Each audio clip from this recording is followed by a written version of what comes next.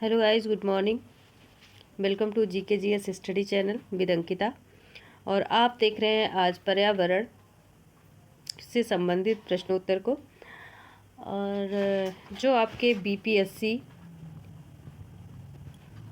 BPSC TRE 3 point, ठीक है, 3.0 और बीपीएससी एस्टेट या बीएस टेट, ठीक है, बीएस एस्टेट के लिए बहुत ही इम्पोर्टेंट, ठीक है, चाहे पेपर 1 हो या 2 हो।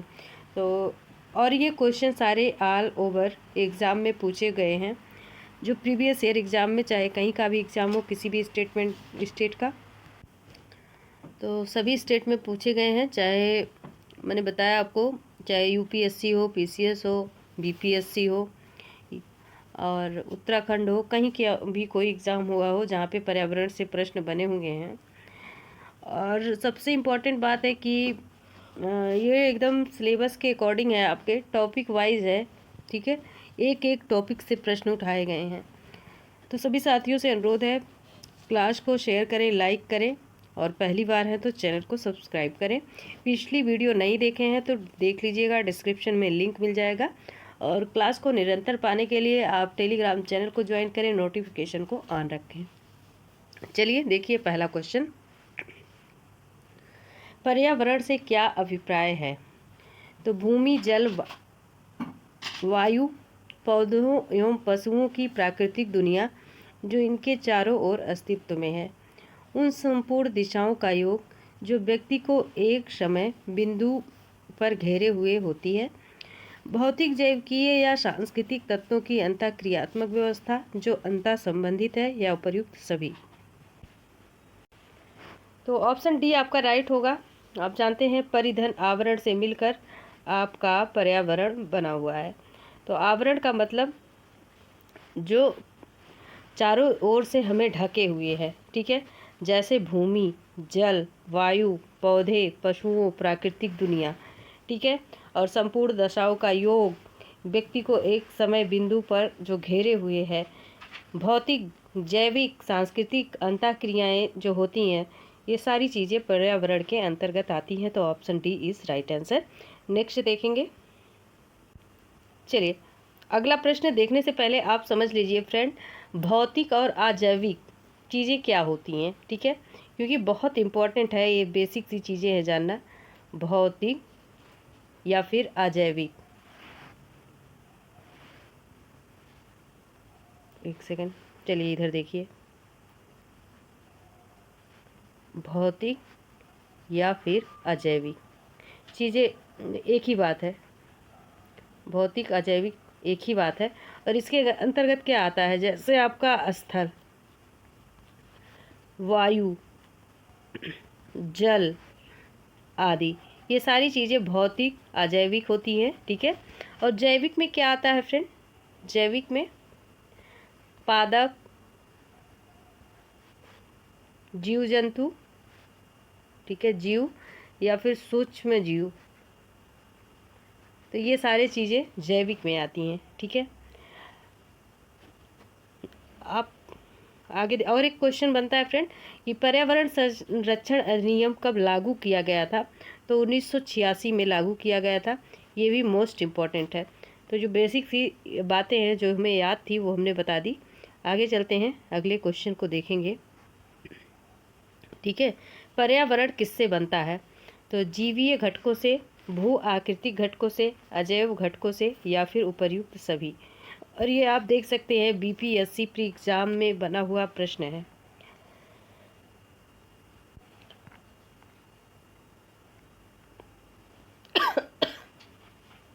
माफ कीजिएगा। तो पर्यावरण फ्रेंड किससे बनता है? ये उपर्युक्त सभी से बनता है। जीवी, कुछ जैवीय घटना होती हैं, भू आकृतिक घटना, अजैव घटकों से भी। ये option D is right answer है, ठीक है। नेक्स्ट देखेंगे। अगला प्रश्न है, सामान्यतः पर्यावरण को निम्न प्रकार से वर्गीकृत किया जा सकता है, निम्नलिखित में कौन सा इस एक वर्गीकरण का अंश नहीं है? परिचालन पर्यावरण, भौतिक पर्यावरण, सांस्कृतिक पर्यावरण, या फिर जैविक पर्यावरण। वेरी वेरी इम्पॉर्टेंट क्वेश्चंस है। ठीक है, तो सबसे पहले आप जानिए पर्यावरण को कितने भागों में बांट सकते हैं? 2 भागों में। ठीक है, 2 भागों में। कौन कौन से? एक तो भौतिक,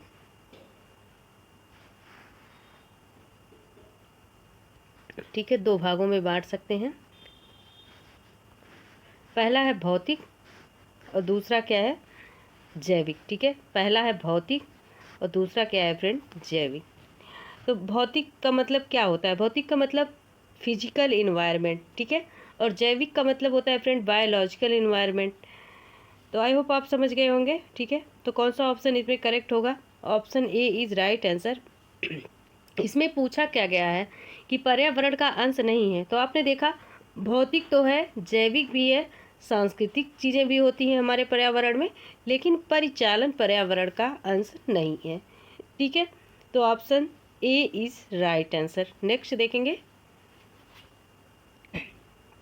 चलिए, कुछ इंपॉर्टेंट तथ्य हमने लिए हैं। जैसे फ्रेंड आपसे पूछा जाता है, प्रश्न बनता है कि पृथ्वी सम्मेलन कब हुआ था? तो फ्रेंड पृथ्वी सम्मेलन कब हुआ था? वर्ष 1992 में आयोजित हुआ था। ठीक है, कहाँ हुआ था ये? तो एजेंडा 21 के अंतर्गत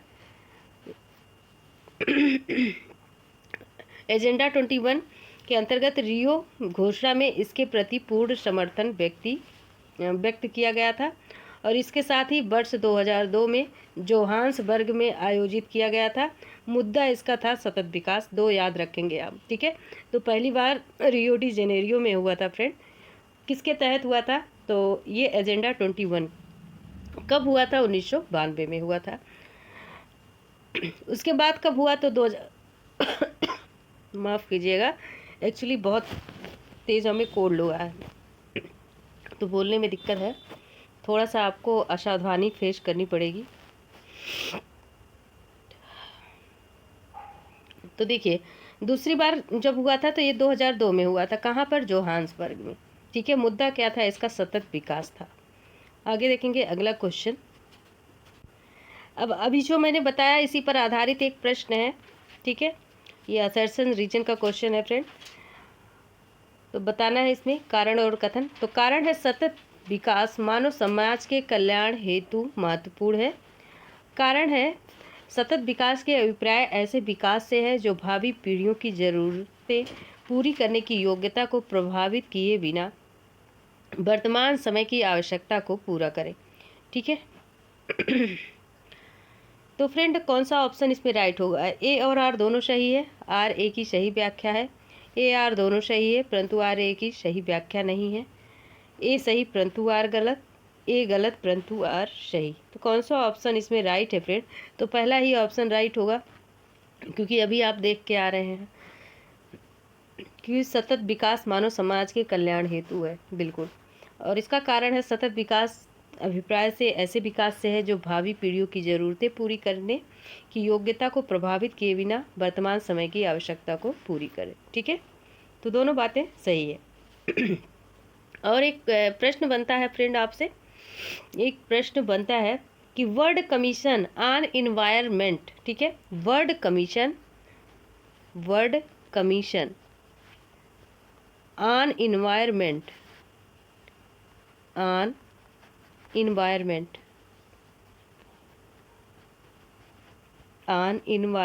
ठीक है, किस वर्ष रिपोर्ट ये जारी किया गया? ठीक है, किस वर्ष रिपोर्ट जारी किया गया का यहाँ पे लिखेंगे ऑन इन्वायरमेंट का किस वर्ष रिपोर्ट जारी किया गया। फ्रेंड वेरी वेरी इंपॉर्टेंट है ये, अगर आप नोट कर रहे हो तो ज़रूर करिएगा, हो सकता है इस पर अभी आपको प्रश्न भी मिले। तो ये 1987 में जारी किया गया। ठीक है, 1987 में जारी किया गया, और जिसके तहत ये बताया गया कि जैसे इन्वायरमेंट का इस तरह से यूज करना है कि हमारी जो आगे वाली पीढ़ी है, आने वाली, इनके लिए भी इन्वायरमेंट सोर्स बना रहे। ठीक है, हम भी आराम से रहें और उनके लिए भी ये सोर्स बना रहे। ठीक है, इसके तहत ये बात किया गया, वर्ल्ड कमीशन ऑन इन्वायरमेंट। ठीक है, नेक्स्ट क्वेश्चंस देखेंगे। चलिए नेक्स्ट प्रश्न देखिए फ्रेंड, वर्ष 1987 में संयुक्त राष्ट्र में पर्यावरण से संबंधित एक प्रतिवेदन की प्रस्तुति के उपरांत धरणीय विकास सस्टेनेबल डेवलपमेंट पर चर्चा आरंभ हुई, वह प्रतिवेदन था। सस्टेनेबल डेवलपमेंट का ओवरऑल डेवलपमेंट, ठीक है, ओवरऑल डेवलपमेंट। तो इस पर चर्चा शुरू हुई। यह प्रतिवेदन कब का था? जलवायु परिवर्तन पर पहला प्रतिवेदन था। अवर कॉमन फ्यूचर था। जलवायु परिवर्तन पर दूसरा प्रतिवेदन था, या फिर पांचवा मूल्यांकन प्रतिवेदन था। आप देख सकते हैं ये यूपी पीसीएस प्री एग्ज़ाम में पूछा गया क्वेश्चन है 2020 में, ठीक है, तो इम्पोर्टेंट हो जाता है आपके लिए। तो फ्रेंड ये आवर कॉमन फ्यूचर, ठीक है, आवर कॉमन फ्यूचर है, option B is right answer. Next देखेंगे, चलिए कुछ हम इन्वायरमेंट संबंधित घटना दिखाते हैं फ्रेंड आपको। जैसे घटना है the limited to growth report का प्रकाशन 1972 में, और ब्रड लैंड आयोग रिपोर्ट का प्रकाशन 1987 में। मॉन्ट्रियल प्रोटोकॉल का प्रवर्तन कब हुआ? तो 1989 में। रियो पृथ्वी सम्मेलन अभी आपने देखा एजेंडा 21 के तहत 1992 में, ठीक है। नेक्स्ट देखेंगे क्वेश्चन। अगला क्वेश्चन देखिए फ्रेंड, धारणीय विकास किसके उपयोग के संदर्भ में अंतरपीढ़ीगत संवेदनशीलता का विषय है। मैं बहुत स्लो पढ़ूंगी, ठीक है, क्योंकि मुझे आवाज़ नहीं निकल रही है, निकल भी रही है तो बहुत दर्द है गले में, लेकिन हैबिट है हमारी कि हम स्किप नहीं करते क्लास को, ठीक है। तो फ्रेंड पहला ऑप्शन है प्राकृतिक संसाधन, दूसरा भौतिक, तीसरा औद्योगिक, चौथा सामाजिक। तो धारणीय विकास किसके उपयोग के संदर्भ में अंतरपीढ़ीगत संवेदनशीलता का विषय है। तो पहला ही है प्राकृतिक संसाधन, ठीक है, option A is right answer. Next अगला प्रश्न देखिए फ्रेंड, सतत विकास के लिए आवश्यक है जैविक विविधता का संरक्षण, प्रदूषण का निरोध एवं नियंत्रण, निर्धनता को घटाना, उपर्युक्त सभी।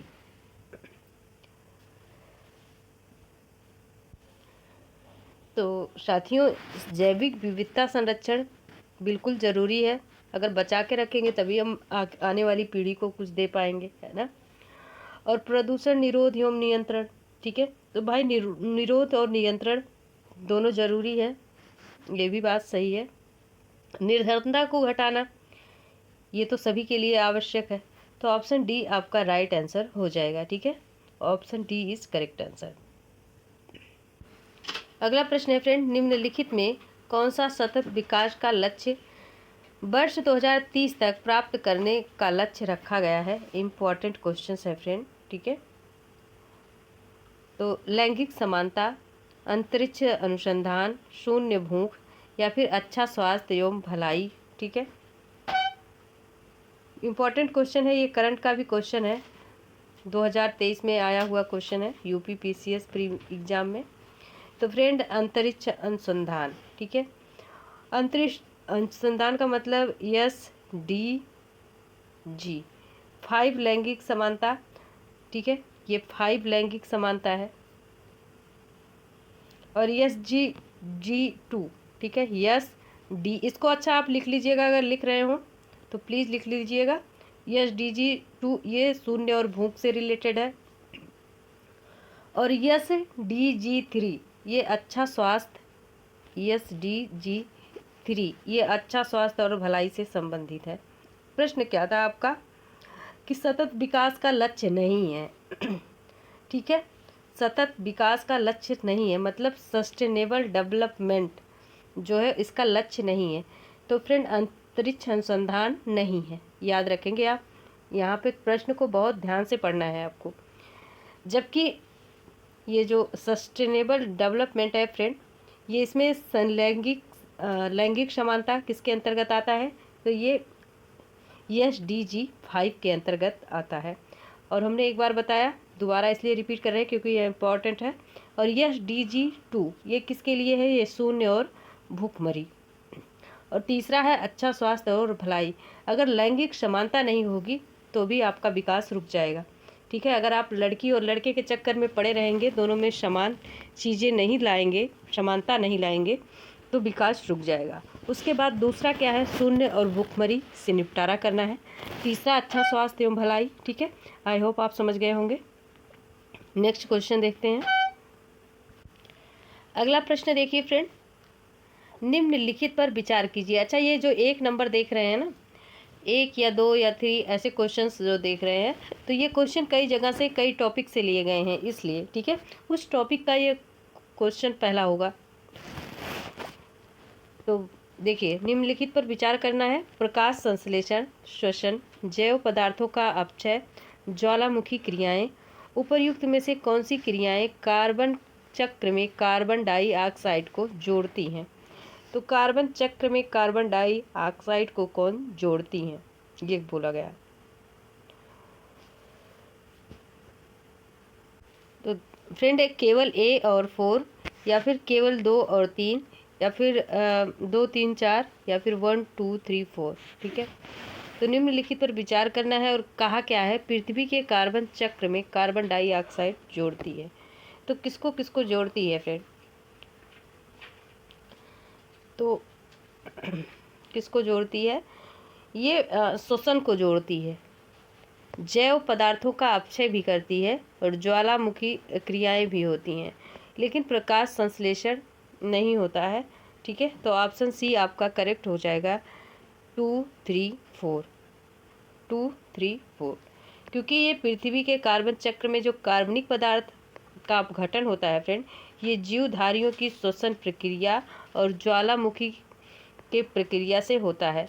जैसे जीवाश्म ईंधनों के दहन, कार्बन डाइऑक्साइड वायुमंडल में पहुंचती है।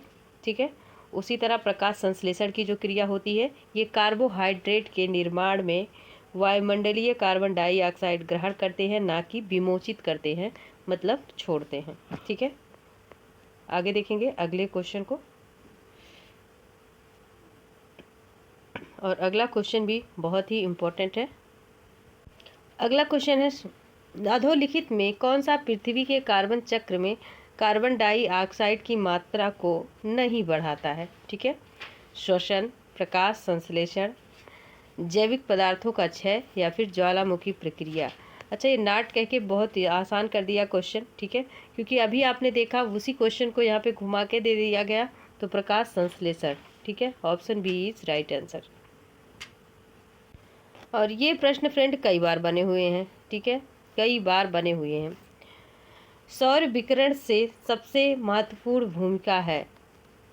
तो सौर विकिरण से सबसे महत्वपूर्ण भूमिका है फ्रेंड, कार्बन चक्र में, हाइड्रोजन चक्र में, जल चक्र में, या फिर नाइट्रोजन चक्र में।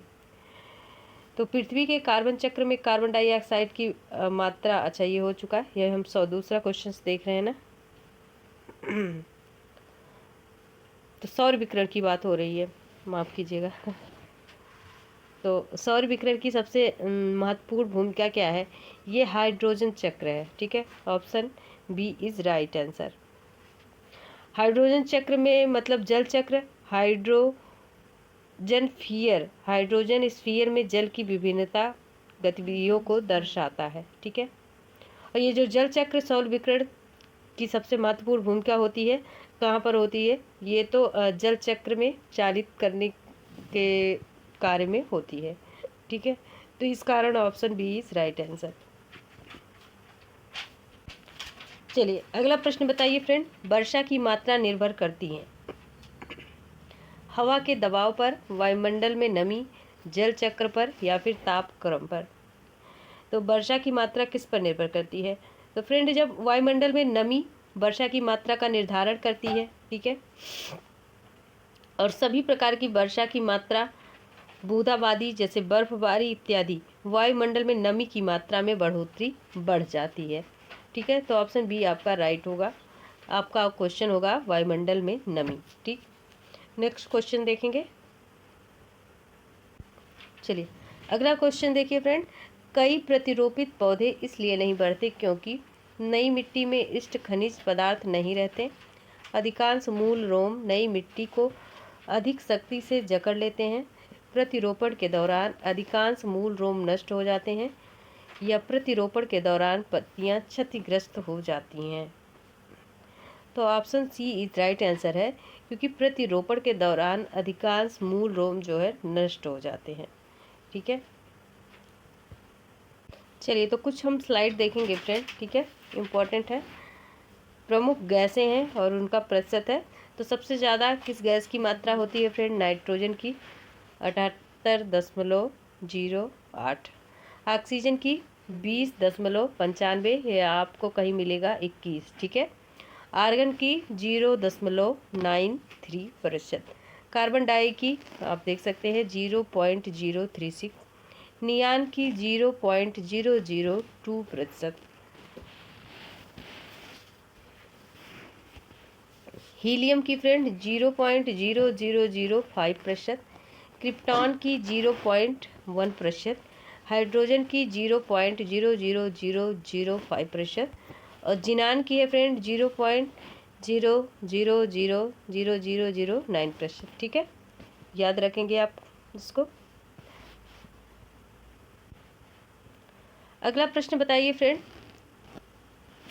और ये बीपीएससी का क्वेश्चन है। पृथ्वी के चारों ओर गैसों के समूह को क्या कहते हैं? भूमंडल, जलकण, वायुमंडल या फिर जलमंडल? तो फ्रेंड वायुमंडल कहते हैं। Option C is right answer. और इस वायुमंडल में कौन कौन से गैस पाए जाते हैं अभी आपने देखा, जैसे वेरी वेरी जो मोस्ट इम्पॉर्टेंट है, मुख्य रूप से याद करने वाले, नाइट्रोजन, ऑक्सीजन, कार्बन डाइऑक्साइड। इसके बाद अन्य गैसें कभी पूछ ली जाती हैं, कभी बहुत ही कम पूछी गई हैं। ठीक है, तो तीनों को आप मुख्य रूप से याद करेंगे, कितनी मात्रा में पाई जाती हैं ये भी याद रखेंगे। अगला क्वेश्चन देखिए। अगला क्वेश्चन देखिए फ्रेंड, वायु है।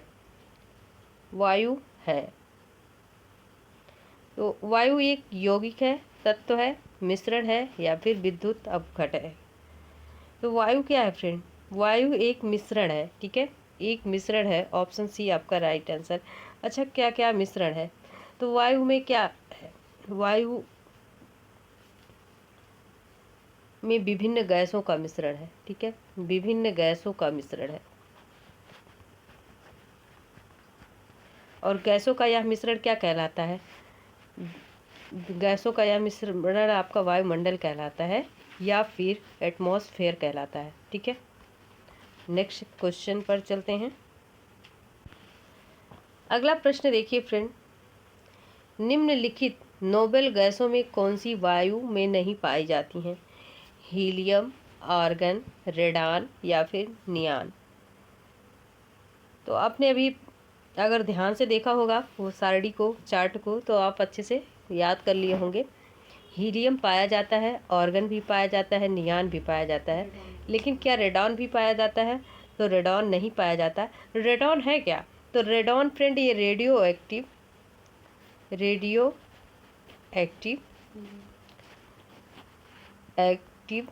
क्या है? नोबेल गैस है। ठीक है, नोबेल गैस है। यह शुष्क वायु में इसकी मात्रा नगण्य होती है। नगण्य का मतलब नहीं के बराबर होती है। चलिए एक बार फिर से रिवाइज कीजिए, हीलियम की मात्रा कितनी होती है? तो हीलियम की मात्रा फ्रेंड 0.0005% होती है। ठीक है, आर्गन की कितनी होती है? तो आर्गन की फ्रेंड 0.93% होती है। अब बात करते हैं नियान की। तो नियान की कितनी होती है फ्रेंड? तो 0.002% होती है। ओके, नेक्स्ट क्वेश्चन देखेंगे। चलिए अगला प्रश्न देखिए, शुष्क हवा में नाइट्रोजन की मात्रा होती है। शुष्क हवा में नाइट्रोजन की मात्रा होती है 21, 27, 50 या फिर 78। वेरी वेरी इंपॉर्टेंट है। तो फ्रेंड कितना होता है? अभी आपने देखा नाइट्रोजन की मात्रा 78% होती है। ठीक है, ऑप्शन डी आपका राइट आंसर है। और क्या क्या पाई जाती हैं शुष्क हवा में? तो जैसे nitrogen, oxygen, argon, carbon dioxide, neon, helium आदि गैसें इसमें उपस्थित रहती हैं। लेकिन सर्वाधिक जो मात्रा होती है ये नाइट्रोजन की होती है। और एग्जैक्ट अगर पूछ ले तो फ्रेंड 78.08। ठीक है, 78.08% होती है। ओके, अगला क्वेश्चन देखेंगे। अगला प्रश्न देखिए फ्रेंड, वातावरण में सर्वाधिक प्रतिशत है? ऑक्सीजन, कार्बन डाइऑक्साइड, नाइट्रोजन या फिर हाइड्रोजन? तो फ्रेंड किसकी मात्रा सर्वाधिक है वातावरण में? ठीक है, तो option C is right answer, nitrogen. ठीक है, चलिए फिर से वही प्रश्न है फ्रेंड कि हवा में किस गैस की मात्रा सबसे अधिक होती है? तो नाइट्रोजन की होती है। ऑप्शन डी आपका राइट है। चलिए अगला क्वेश्चन देखिए फ्रेंड, यदि पृथ्वी पर पाई जाने वाली वनस्पतियां, पेड़ पौधे समाप्त हो जाएं तो किस गैस की कमी होगी? वेरी वेरी इंपॉर्टेंट क्वेश्चन है ये। कार्बन डाइऑक्साइड, नाइट्रोजन, जल वाष्प या फिर ऑक्सीजन? ठीक है, तो पेड़ पौधों से हमें क्या मिलता है फ्रेंड? तो फ्रेंड पेड़ पौधों से हमें क्या मिलता है? ऑक्सीजन मिलता है। ठीक है, तो ऑक्सीजन गैस की कमी हो जाएगी, है ना। अच्छा, कार्बन डाइऑक्साइड तो ये छोड़ते हैं। अच्छा, इसीलिए पेड़ के नीचे रात में सोने के मना किया जाता है, क्योंकि रात में ये छोड़ते हैं, इसका उत्सर्जन करते हैं। ओके, अगला क्वेश्चन देखेंगे। चलिए माय डियर, अगला क्वेश्चन देखिए आप लोग। निम्नलिखित में कौन सा कार्य पेड़ पौधों का नहीं है? कार्बन डाइऑक्साइड का अवशोषण, सौर का अवशोषण, वायु का प्रदूषण या फिर ऑक्सीजन की विमुक्ति? ठीक है, इम्पॉर्टेंट क्वेश्चन है। तो फ्रेंड वायु का प्रदूषण नहीं होता है पेड़ पौधों द्वारा। क्या होता है? नहीं होता है, क्योंकि पेड़ पौधे कार्बन डाइऑक्साइड का अवशोषण कर ऑक्सीजन की विमुक्ति करते हैं। ठीक है, तो पेड़ पौधों से हमें क्या मिलता है? ऑक्सीजन मिलता है। लेकिन विभिन्न क्षेत्र में क्या होता है कि सड़कों के किनारे जो कतारों में लगे हुए पेड़ पौधे बने होते हैं, वो क्या करते हैं? हमको प्रदूषण से बचाते हैं, ना कि वो वायु प्रदूषण करते हैं। ठीक है, और ना वो हमको वायु प्रदूषण से नहीं बचाते, हमको किस प्रदूषण से बचाते हैं? जो ऐसे मान लीजिए रोड है और यहाँ कतार कतार पेड़ लगे होते हैं, तो ये हमें किस से बचाते हैं? ये हमें ध्वनि प्रदूषण से बचाते हैं। ठीक है, जिसे क्या कहा जाता है? जिसे क्या कहा जाता है? जिसे जिसे क्या कहा जाता है? ग्रीन मफलर कहा जाता है। ठीक है, ग्रीन मफलर कहा जाता है, मफलर। ओके, अगला क्वेश्चन देखेंगे। तो पेड़ पौधे जो होते हैं वायु प्रदूषण नहीं करते, अपितु हमें वायु प्रदूषण की बचाते हैं। ओके, ध्वनि प्रदूषण से बचाते हैं। नेक्स्ट, चलिए अगला क्वेश्चन देखिए फ्रेंड। पृथ्वी के वायुमंडल में मौजूद कुल ऑक्सीजन अमेजन वन में प्रकाश संश्लेषण के द्वारा अनुमानित उत्पादन है? 40%, 70%, 50 या फिर 20? तो फ्रेंड पृथ्वी के वायुमंडल में जो मौजूद कुल ऑक्सीजन का अमेजन वन में प्रकाश संश्लेषण के द्वारा अनुमानित उत्पादन है, वो कितना प्रतिशत है? तो 20% है। ओके, और अमेजन वन को क्या कहा जाता है फ्रेंड? ये ग्रह का फेफड़ा या पृथ्वी ग्रह का फेफड़ा भी कहते हैं। वेरी वेरी इंपॉर्टेंट है। ठीक है, पृथ्वी ग्रह का फेफड़ा भी कहते हैं, पृथ्वी ग्रह का फेफड़ा भी कहते हैं। अच्छा, वनों का फेफड़ा किसको कहते हैं? कौन से देश को कहते हैं? ना, पृथ्वी का फेफड़ा, शायद पृथ्वी का ही फेफड़ा कहते हैं, ब्राज़ील को कहते हैं आई थिंक। ठीक है, तो ये पृथ्वी ग्रह का फेफड़ा किसको कहते हैं? अमेजन को याद रखेंगे, वेरी वेरी इंपॉर्टेंट है। और ये अमेजन वन कहाँ पे पाए जाते हैं? तो फ्रेंड अमेजन वन ज़्यादातर उत्तरी दक्षिण अमेरिका में पाए जाते हैं। ठीक है, चलिए अगला प्रश्न बताइए फ्रेंड। अगला प्रश्न है, पर्यावरण अपकर्ष से अभिप्राय है? तो पर्यावरणीय गुणों का पूर्ण रूप से निम्नीकरण है, मानवीय क्रियाकलापों के विपरीत परिवर्तन लाना है, या पारिस्थितिकीय विभिन्नता के परिणाम स्वरूप पारिस्थितिकीय असंतुलन है, या फिर उपर्युक्त सभी है? तो पर्यावरण अपकर्ष से क्या अभिप्राय है friend? Option D is right answer. अपकर्ष, अपकर्ष से क्या अभिप्राय है? अपकर्ष का मतलब क्या? एक होता है आकर्ष, एक होता है अपकर्ष, एक होता है उपकर्ष। ठीक है, तो अपकर्ष का मतलब क्या है? जैसे ये सारी चीज़ें आती हैं, जैसे इसमें जो पर्यावरणीय गुण, निम्नीकरण, मानवीय क्रियाकलाप, विपरीत जो परिवर्तन आ रहे हैं। ठीक है, पारिस्थितिकीय विभिन्नता परिणाम स्वरूप पारिस्थितिकी का असंतुलन बिगड़ रहा हो, जैसे पेड़ पौधे काट रहे हैं तो पारिस्थितिकी का असंतुलन बिगड़ रहा है, ठीक है। तालाब वालाब मुश्किल से देखने को मिलते हैं आजकल। तो ये सारी चीज़ें क्या है, ये अपकर्ष का कारण है, ठीक है। ये नुकसान कर रहे हैं हमारे पर्यावरण को। तो option D is right answer. Next चलिए अगला क्वेश्चन देखिए फ्रेंड, अपचय का विचार संबंधित है। तो पृथक हुए पदार्थों का संग्रह, मौसम में दैनिक परिवर्तन, या फिर एक प्राकृतिक क्रिया जो चट्टानों को सूक्ष्म कणों में विभक्त करती है, या फिर उपर्युक्त में से कोई नहीं। और ये उत्तराखंड पीसीएस प्री 2006 का क्वेश्चन है फ्रेंड। अपचय का विचार संबंधित है। तो फ्रेंड इसका विचार किससे संबंधित है, एक ऐसी प्राकृतिक क्रिया जो चट्टानों को सूक्ष्म कणों में विभक्त करती है, ठीक है। Option C is right answer. अपक्षय का मतलब क्या होता है, अपक्षय का मतलब टूटना फूटना, ठीक है। तो जैसे हमारे जो पत्थर है ये टूट टूट कर क्या होते हैं, टूट टूट कर ये क्रिया करते हैं, ठीक है। चट्टान जब अपक्षय जो चट्टानें होती हैं टूट फूट जाती हैं, वह क्रिया क्या कहलाती है, ठीक है। यही विघटन या अपक्षय या विद्रीडीकरण कहलाती है, याद रखेंगे, ठीक है। आगे देखेंगे अगले क्वेश्चन को। चलिए अगला क्वेश्चन देखिए फ्रेंड, निम्नलिखित में किसी एक का संबंध पर्यावरणीय सुरक्षा से नहीं है। धारणीय विकास, गरीबी कम करना, वातानुकूलन, या कागज के थैली का प्रयोग, ठीक है। थैलों का प्रयोग है फ्रेंड, प्रयोग कट गया है तो प्रयोग है। तो सुरक्षा से नहीं है, ठीक है, नहीं पूछा गया। तो धारणीय विकास तो है भाई, गरीबी कम करना ये पर्यावरण सुरक्षा से नहीं है, ठीक है। वातानुकूलन बिल्कुल है, कागज़ के थैलों का प्रयोग ये भी है, लेकिन क्या नहीं है, तो गरीबी कम करना, ठीक है। तो गरीबी कम करना पर्यावरण का क्या है, नकारात्मक और सकारात्मक दोनों प्रभाव पड़ते हैं पर्यावरण पर, ठीक है। दूसरे दृष्टिकोण से अगर बताएं तो आपको गरीबी का पर्यावरण से अप्रत्यक्ष संबंध है, ना कि प्रत्यक्ष, ठीक। बाकी सारी चीज़ों से प्रत्यक्ष रूप से संबंध है, ओके। चलिए अगला क्वेश्चन देखिए, निम्नलिखित कथनों पर विचार करना है, ठीक है।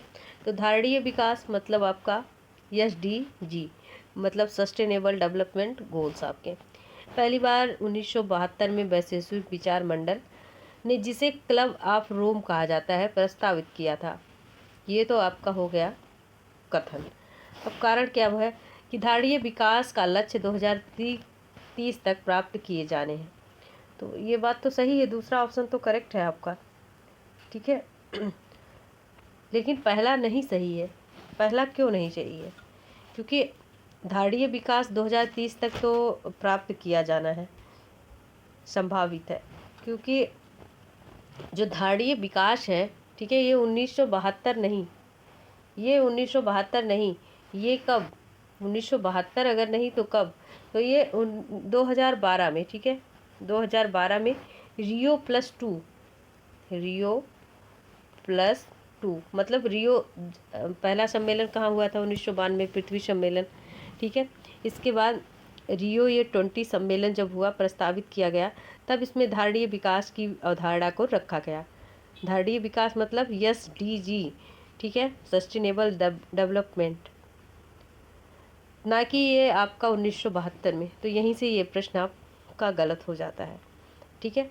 तो पहला ऑप्शन आपका गलत है। तो पहला किस ऑप्शन में है, पहला तो सभी में है, तो जान लीजिए पहला जहाँ गलत है क्वेश्चन हो ही नहीं सकता। तो ऑप्शन आपका 2 is right answer, B is right answer, ठीक है। नेक्स्ट क्वेश्चन देखेंगे। अगला क्वेश्चन देखिए फ्रेंड, सतत विकास के निर्धारण हेतु किन सूचकांकों को आधार बनाया जाता है, पारिस्थितिकी, सामाजिक और सांस्कृतिक, आर्थिक, या उपयुक्त सभी। तो ये सारी चीज़ें होती हैं फ्रेंड, ठीक है। SDG में सारी चीज़ें होती हैं, पारिस्थितिकी, सामाजिक, सांस्कृतिक, आर्थिक, सभी चीज़ें शामिल होती हैं। आगे देखेंगे अगले क्वेश्चन को। तो अगला प्रश्न देखिए फ्रेंड, सतत विकास लक्ष्य 2017 के सूचकांक में भारत का कौन सा स्थान था। तो ये 17 का ही क्वेश्चन है, ठीक है, खैर देख लीजिए आप। तो 116वां है, 25वां है, 8वां है, या फिर 95वां है। तो फ्रेंड इसमें से कोई नहीं है, इसमें से कोई ऑप्शन राइट है ही नहीं, क्योंकि सतत विकास लक्ष्यांक 2017 में भारत का कौन सा स्थान रहा है। ठीक है,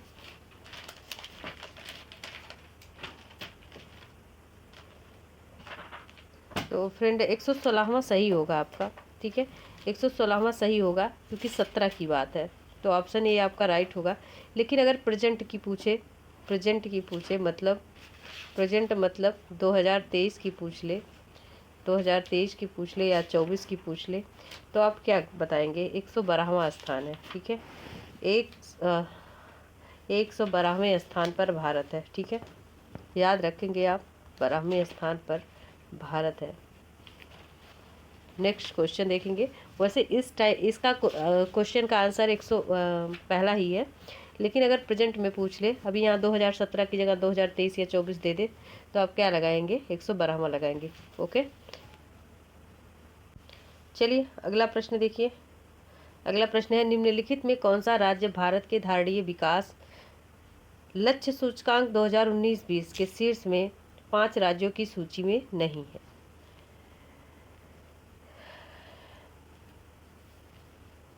तो ये ओल्ड क्वेश्चन है, यूपी बीओ का क्वेश्चन है। ठीक है, तो उतना कुछ खास नहीं है, लेकिन अभी दिया है तो आप देख लीजिए इसको। ठीक है, तो उस टाइम फ्रेंड कहाँ का था? ये गुजरात का था। लेकिन अगर आपसे अभी तुरंत का पूछा जाए, 2020, 21 या 23 का पूछ लिया जाए, तो शीर्ष पर कौन सा? तो शीर्ष पर फ्रेंड केरल होगा। ठीक है, केरल, जो कि अभी इस ऑप्शन में है नहीं, केरल होगा, तमिलनाडु होगा। ओके, चलिए अगला क्वेश्चन बताइए फ्रेंड। वर्तमान में जनसंख्या के सुखों का परित्याग किए बिना भविष्य के लिए ऊर्जा तथा अन्य संसाधन की बचत निम्न में से कौन सी अवधारणा की परिभाषा है? आर्थिक विकास, या फिर संपोषणीय विकास, या फिर मानव विकास? तो फ्रेंड संपोषणीय विकास है। ठीक है, क्योंकि संपोषणीय विकास एक आदर्श मॉडल है जो आपको यह बताता है कि आर्थिक विकास के साथ साथ पर्यावरण को कैसे सुरक्षित रख सकते हैं, कैसे रखना चाहिए, और इसका उद्देश्य क्या है। इसका उद्देश्य है मतलब हमारी आने वाली पीढ़ी, जैसे हमारे वर्तमान भविष्य, सभी के लिए जो प्राकृतिक संसाधन है कैसे सुरक्षित रखे जाएं, कैसे इसका प्रयोग किया जाए, कैसे इसके क्षरण को कम किया जाए। ठीक है, तो ये सारा किसके अवधारणा की परिभाषा है फ्रेंड? तो ये अन्य संसाधनों की बचत की अवधारणा की परिभाषा है संपोषणीय विकास। ओके, आप यहाँ से ही देख लीजिए, पकड़ सकते हैं, सुखों का परित्याग किए बिना भविष्य के लिए ऊर्जा एवं अन्य संसाधनों की बचत की कौन सी अवधारणा की परिभाषा है? तो फ्रेंड संपोषणीय विकास। ठीक है,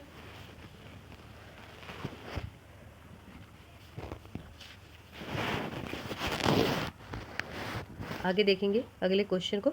अच्छा, संपोषणीय, पोषण का मतलब हम अपना पोषण भरण या अपने बच्चों का करते ही हैं। संपोषणीय का मतलब संभावना से है।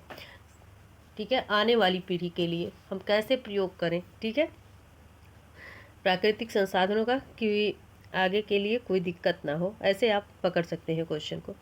आगे देखेंगे अगले क्वेश्चन को। चलिए फ्रेंड अगला क्वेश्चन देखिए। ये क्वेश्चन बहरहाल मैं अभी करा चुकी हूँ, लेकिन वो दूसरे टाइप से पूछा गया था और ये दूसरे टाइप से पूछा गया। तो निम्नलिखित में कौन सा सतत विकास एसडीजी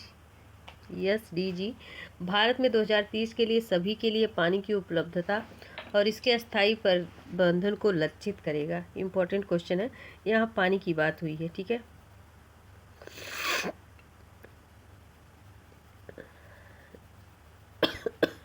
तो friend option C is right answer है। और आपका एजेंडा 6 जो है ये निर्धारित करता है।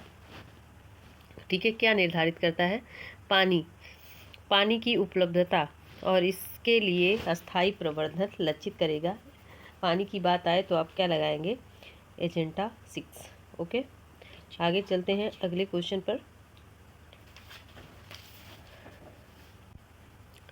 नेक्स्ट क्वेश्चन है फ्रेंड, निम्नलिखित में कौन सा भारत में सतत विकास लक्ष्यों के क्रियान्वयन के लिए नोडल संस्था है? तो योजना आयोग, विनिवेश आयोग या फिर नीति आयोग या फिर वित्त आयोग। तो friend option C is right answer, नीति आयोग है।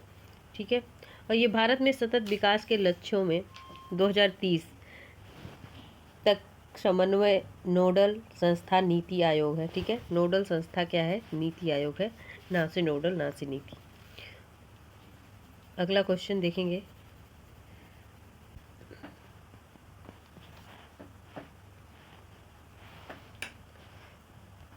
चलिए अगला क्वेश्चन देखिए फ्रेंड, क्वेश्चन बड़ा सा है। ठीक है, तो भारत में कृषि पर्यावरण अनुकूलन दीर्घस्थ विकास के लिए निम्नलिखित में कौन सी रणनीति सर्वश्रेष्ठ है? तो कृषि भूमि का विस्तार, सुपर फास्फेट यूरिया और प्रभावी जीवनाशकों का अधिक उपयोग, या फिर अधिक पैदावार वाली किस्मों को अधिकाधिक लोकप्रिय बनाया जाना, या बेहतर अधिक बार सिंचाई और अजैव उर्वरक और कीटनाशकों को बार बार फुहार या छिड़काव। अगला है मिश्र सस्यन, कार्बनिक खादें, नाइट्रोजन यौगिकरण पौधे और कीट प्रतिरोधी सस्य किस्में। या फिर इतने बड़े ऑप्शन को पढ़ने का मन नहीं करता, पहली बात तो ये, लेकिन पढ़ना पड़ेगा।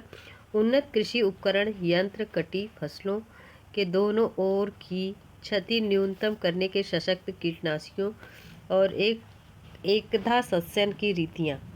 समझ में ही नहीं आता इतना बड़ा। तो friend option C right answer है। ठीक है, भारत में कृषि पर्यावरण अनुकूलन दीर्घस्थ विकास के लिए मिश्र सस्यन, कार्बनिक खादें, नाइट्रोजन यौगिकीकरण पौधे और अन्य कीट प्रतिरोधी सस्य किस्में हैं। ओके,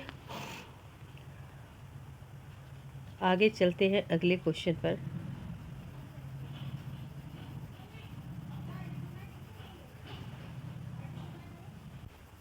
चलिए अगला क्वेश्चन देखिए फ्रेंड, रियो डी जेनेरियो में संपन्न अंतरराष्ट्रीय सम्मेलन था। संयुक्त राष्ट्र पर्यावरण एवं विकास सम्मेलन, पर्यावरण एवं प्रदूषण सम्मेलन, या अंतर्राष्ट्रीय नई अर्थव्यवस्था, या फिर इनमें से कोई नहीं। तो रियो डी जेनेरियो में संपन्न अंतर्राष्ट्रीय सम्मेलन क्या था फ्रेंड? पर्यावरण प्रदूषण था? नहीं। अंतर्राष्ट्रीय नई अर्थव्यवस्था, ऐसा तो कुछ था नहीं। ठीक है, तो ये पर्यावरण एवं विकास सम्मेलन था। ठीक है, या फिर इसे पृथ्वी शिखर सम्मेलन कह सकते हैं। कब हुआ था? तो ये 1992 में हुआ था। मैंने पहला ही स्टार्टिंग में प्रश्न बताया था आपको, तो ऑप्शन ए आपका राइट आंसर हो जाएगा। आगे देखेंगे अगले क्वेश्चन को। चलिए अगला क्वेश्चन देखिए, तो पृथ्वी शिखर सम्मेलन का आयोजन कहाँ किया गया था? काहिरा में, रियो में, डरबन में, या फिर क्योटो में? बताइए, प्रश्न को गलत करेंगे क्या आप? तो फ्रेंड कहाँ पर किया गया था? रियो में किया गया था। रियो कहाँ पर पड़ता है? ये ब्राज़ील में किया गया था फ्रेंड, इसीलिए तो इसे पृथ्वी का फेफड़ा कहा जाता है। ठीक है, या फिर वनों का फेफड़ा, जो भी आप कह सकते हैं। और रियो +20 ये कब हुआ था? रियो +20 ये कब हुआ था? आप कमेंट में बताइए, क्योंकि हम अभी पीछे बता के आए हैं आपको। ठीक है, आपकी हम सिर्फ और सिर्फ 3 क्लास लेंगे पर्यावरण की, और उसी में ही सारे क्वेश्चन आपके समाहित होंगे। ठीक है, और एक 1 लाइनर क्लास लेंगे पर्यावरण पर। चलिए देखिए अगला क्वेश्चन, पृथ्वी सम्मेलन +5 आयोजित हुआ था 2005, 2000 में, 1999 में, या 97 में? इम्पॉर्टेंट क्वेश्चंस है। ठीक है, इम्पॉर्टेंट क्वेश्चंस है, बताइए। इम्पॉर्टेंट क्वेश्चंस है। तो friend option D is right answer, 1997 में।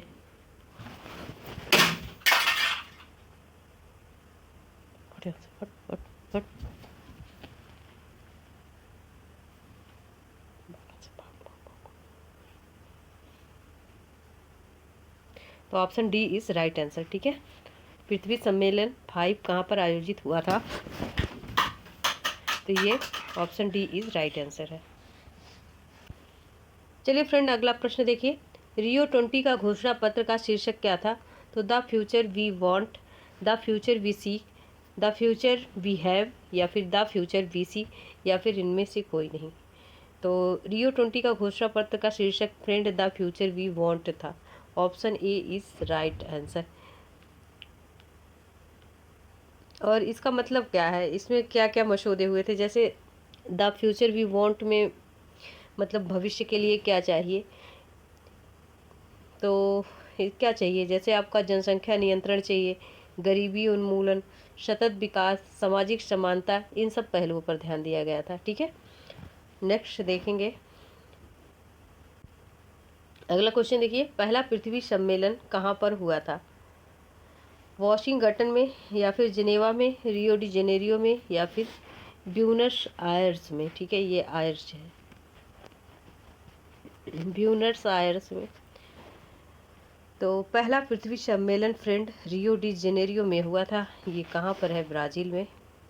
तो ओके, तो एक दो क्वेश्चन और देख लें क्या? ठीक है, एक क्वेश्चन और देखते हैं, उसके बाद क्लास को एंड करते हैं। चलिए, एक क्वेश्चन और देखिए फ्रेंड, जोहान्सबर्ग में सतत विकास सम्मेलन किस वर्ष आयोजित हुआ था? 1997 में, 2002 में, 2003 में, या फिर 2004 में? 2023 का लेटेस्ट क्वेश्चन है झारखंड पीसीएस का। ठीक है, तो फ्रेंड कब हुआ था? ये 2002 में हुआ था। Option B is correct answer. तो आज यहीं तक फ्रेंड, मिलते हैं नेक्स्ट टॉपिक के साथ। टॉपिक यही रहेगा, क्योंकि जब तक किसी कंप्लीट नहीं कर लेंगे, नेक्स्ट वीडियो में मिलते हैं। ठीक है, थैंक यू।